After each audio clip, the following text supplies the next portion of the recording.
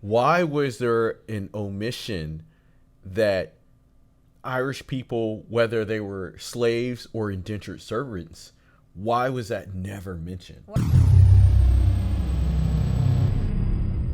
Hey y'all, welcome back to TNT Podcast. I'm your girl Tasha. I'm Tee. So what are we talking about today, babe? All right, so a while back we did a reaction to Thomas Sowell, and he was talking about slavery.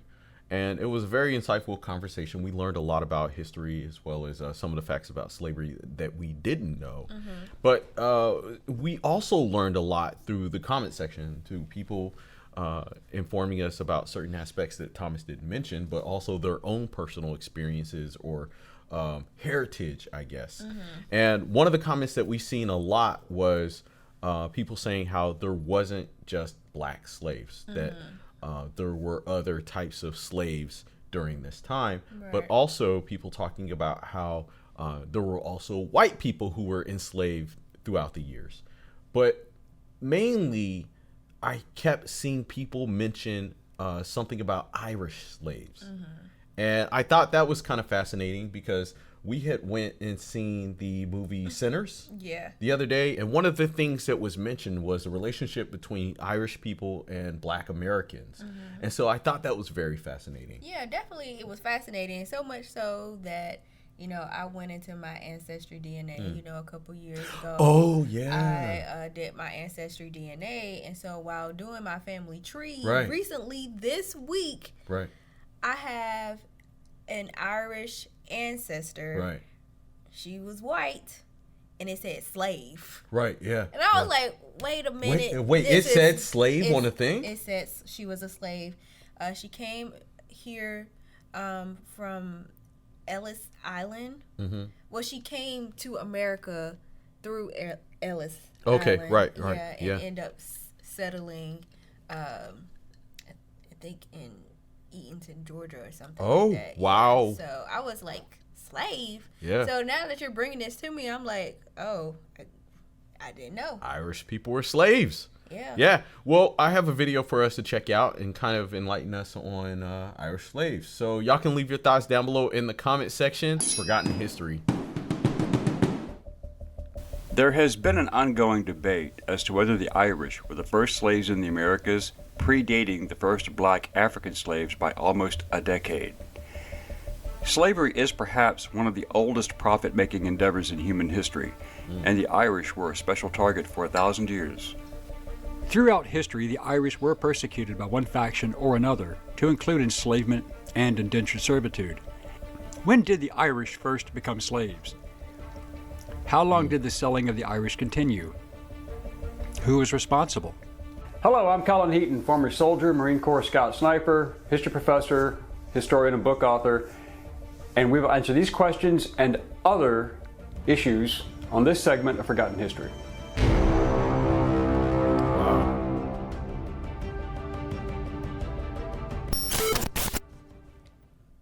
Dang, that is an auction block. Some groups Irish deny the slaves at Irish an slavery auction under English and later British rule, claiming that this was nothing more than voluntary indentured servitude, which did exist. However, there are counter-arguments that will be challenged here. There is a legitimate dispute as to the numbers enslaved, especially during the 17th century before the Act of Union in 1707. The official British legal terminology used was indentured servants. Whether the servants in question had willingly signed the indenture contract to emigrate to the Americas or were first to go. Many were forced. Therefore, those transported unwillingly and effectively sold were not considered to be indentured. This included political prisoners, vagrants, convicts, political activists, thieves, prostitutes, or people who had been defined as undesirable by the English government. The Irish introduction to slavery was during the first Viking raids in the year 795, lasting through the mid-9th century. This period saw the Irish killed and enslaved. Just like many other societies, the Vikings attacked. Most of these early raids were along the northern and eastern coast using hit-and-run tactics. The Vikings would then flee with treasure and slaves and return to either their holdings in Scotland or back to Norway. Usually, many slaves who were of value were ransomed back to their families, but others remained in captivity. Damn. Why does it always seem like the Irish have gotten the short end of the stick within Europe? I mean, don't know. Because no one can really explain. Because it was like, you get beaten and pillaged from the Vikings, and then the British come and starve your ass to death. Were ransomed back to their families, but others remained in captivity. Then, from the year 837 onward, larger targets such as the greater monastic towns of Armagh, Glendalough, Kildare, Slane, Clonard, and Clonmacnoise, and Lismore were hit by larger forces. These large-scale raids generally spared the smaller local churches and villages far inland, but slaves were still taken, mostly to Scotland and Iceland. In 875, Irish slaves in Iceland launched Europe's largest slave rebellion since the end of the Roman Empire, when Hrólfr Hólmarsson's slaves killed him and fled to Vestmannaeyjar. In 841, the port that became known as Dublin was taken and occupied by both Olaf and Ivar the Boneless. And by 853, this part of Ireland was a Norse trading center, and slaves were a large part of it. The slave trade did not stop with Ivar's death in 873. Finally, in 902, driven out of Dublin by the combined forces of Brega and Leinster, but the Vikings came back in 914 and reclaimed all the territory, taking more slaves. But Irish resistance was not over. In 980, the Irish, under Mael Sechnal Mac Domhnall, king of Meath, fought and managed to defeat the Vikings and freed all of their slaves. Some Vikings who remained assimilated and adapted to Christianity and became part of Irish society. The final nail in the coffin regarding Vikings holding land and taking slaves was in 1014 at the Battle of Clontarf, when Brian Boru, High King of Ireland, attacked Dublin, aided by his allies, the Limerick Vikings. They fought other Irish allied to the local Vikings in Dublin, and Boru's force won, and all the slaves were again freed, thus ending the legacy of constant Norse raids, whether from Danes or Norwegians. The period forced enslavement and severity ended a century after the Norman invasion of England in October 1066. Subsequent Norman rulers of England eyed Ireland, and slavery in its true form was abolished in 1102. In 1155, Pope Adrian IV supposedly gave Henry II of England a papal bull, granting the king the authority to invade Ireland. However, many historians believe that this authorization was a forgery. Regardless, Henry II of England faced excommunication for the murder of Thomas à Becket, the Archbishop of Canterbury, so it is possible. However, Adrian's successor, Pope Alexander III, granted the lands of Ireland to Henry II, although it was not his land to give. The Norman conquest of England and Ireland were cataclysmic events that would shape Ireland's as well as world history and create tensions with England for the next 800 years. The Normans were initially invited to Ireland by Dermot MacMurrough, the deposed king of Leinster. He is sometimes referred to as Dermot of the Foreigners, and his grandmother was the granddaughter of Brian Boru. In October 1171, King Henry II landed in Ireland and allowed Dermot to recruit soldiers and mercenaries, as Ireland was made up of several kingdoms at war with each other. The city of Dublin and the surrounding area were under Norman occupation and would be called the Pale, or the safe zone. Going beyond that was considered foolish, hence the term we use today, going beyond the pale. But the Normans ended the practice of slavery in Ireland, but not serfdom, for at least a few hundred years. Despite the Norman abolishment of slavery, serfdom was still alive and well. Serfs were, unlike slaves, bound to the land, and the land meant everything. So selling people into slavery would have left no one to farm and conduct agriculture. Following the Battle of Kinsale, in 1601, when the Irish and Spanish alliance was defeated, the Irish aristocracy fled to Europe, but the commoners remained, and they left a power vacuum filled by English nobles. Reports vary, and the numbers are in dispute, but the high number is that English forces had 30,000 captured Irish and Spanish soldiers. Other sources say half that number, around 15,000, were engaged, with 7,000 to 8,000 being captured. The Spanish allies were allowed to leave, but not the Irish. In 1603 or 1604, King James I of England, crowned on March 23, 1603, reportedly issued the order of banishment. This allowed those Irish captured to be sold, a permanent banishment. After nearly a decade, the king gave permission for the English Governor-General to collect and sell the captured Irish soldiers as slaves and send them to the New World in the Americas. Wow. In 1612, the first recorded Irish slaves were sold. possibly to the Portuguese, and taken to the Amazon River basin in their colony in modern-day Brazil. This brought them to the New World. There has been some... Wow. So I did not know that. Yeah. So the Portuguese sent them to Brazil. Now we've seen videos about Brazil. We know that it's a melting pot. Definitely. There's a lot of different, I guess, ethnicities and people in Brazil. And so I wonder if they have any people that are there now that have any kind of Irish heritage or whatever. I'm pretty sure. Because with black people, it's like, you'll see that I guess the genes come out with freckles or even red hair sometimes. So I Yeah, but everyone in Brazil is a mixture of something. Right. So yeah. Dispute as to whether these people were indentured servants or slaves, but it is clear that they were forced out of Ireland to the New World, so it seems illogical and ridiculous to assume that they went voluntarily, hence the status of slaves. It has been chronicled that in 1625, James I's son, Charles I, issued the decree, and it may be possible before his death in March 1625, but given the timeline on James's death, it would appear that his son, Charles, probably did issue the royal decree authorizing the Irish slaves. This included prisoners captured, those deemed to be common criminals, and rabble-rousers who were sold. They were to become the property of the English plantation owners in the North American colonies. As a result, tens of thousands of Irish men and women were sent to the Eastern American colonies, as well as Guyana, Antigua, and Montserrat. As well, between 1629 and 1632, as other Caribbean locations over the next few decades were infiltrated, but the exact number may never be known. By 1637, approximately 69% of the population of Montserrat were Irish. Many were indentured servants, yet some were slaves. The rationale was simple. Black slaves had to be purchased at a cost of around 20 to 50 pounds sterling, a huge sum of money in those days. However, Irish slaves were sold for 900 pounds of cotton per person, but also traded for tobacco and indigo in a straight barter system. It would appear that the Irish then became the largest source of slaves for English slave traders and plantation owners at that time, far surpassing the African slave trade until the early to mid-1700s.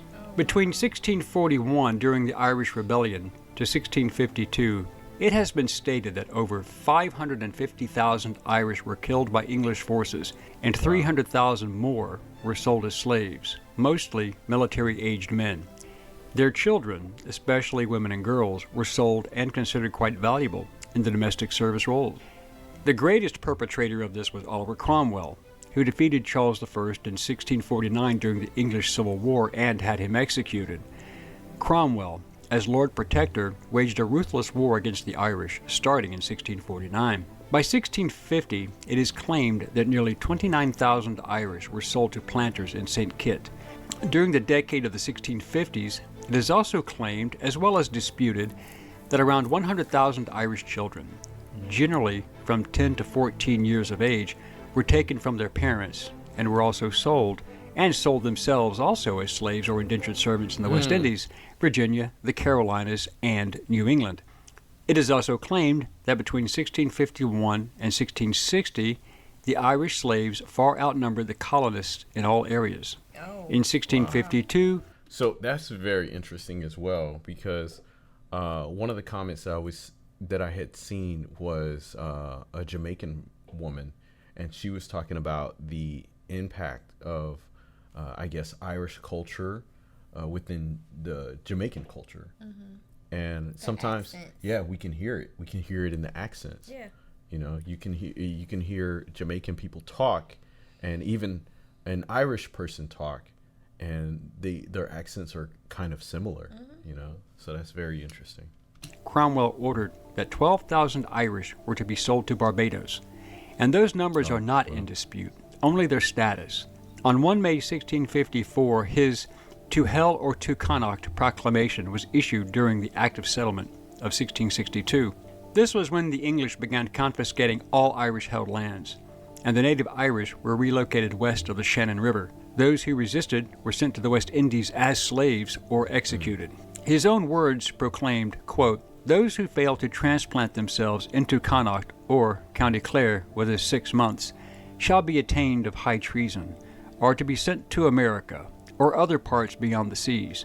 Those banished who return ought to suffer the pains of death as felons by virtue of this act without benefit of clergy." End quote.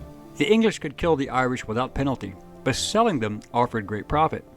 It is claimed that over 80,000 more Irish were sold, with 52,000 going to the colonies of Barbados and Virginia, but again we cannot verify the exact numbers. Many argue that these were indentured servants, not slaves, yet there are no records of contracts between those forcibly removed and their benefactors. One may assume that, given the barter system of using tobacco and cotton as a trade item for workers, that these deported Irish were, in fact, slaves. In 1656, the Council of State ordered the roundup of 1,000 Irish girls and 1,000 Irish boys in their early teens, even some children, to be rounded up and sold to Jamaican planters.